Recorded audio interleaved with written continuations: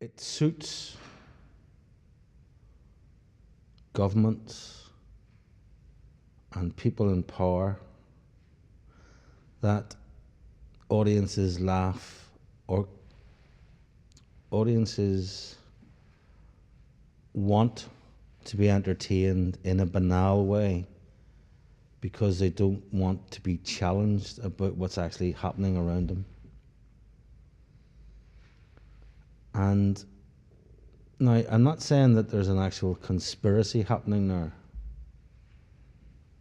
but it's definitely moving towards this idea that commercialism has got hold of comedians and they're making them behave and talk about certain things and in a certain way, and that suits people who are in power, even though they may not be affecting that, but it suits them because it looks as if what's happening is 3,000 people walk into a room, something really shitty has happened today in the world, and this guy stands up and talks about Dunkin' Biscuits, and everybody pisses themselves with laughter, and they forget about the shitty thing that's happening in the world today, and in a sense that lets the government off the hook for that moment.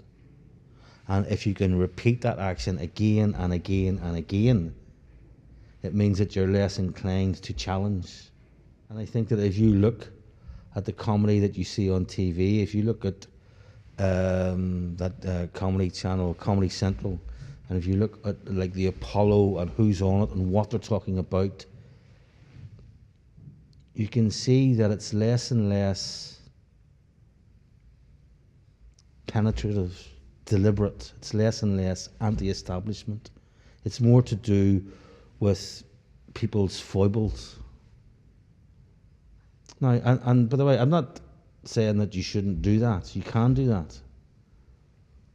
I think the more often that happens, the less likely you're going to get comedians in the mainstream that are going to push certain buttons or going to ask certain questions.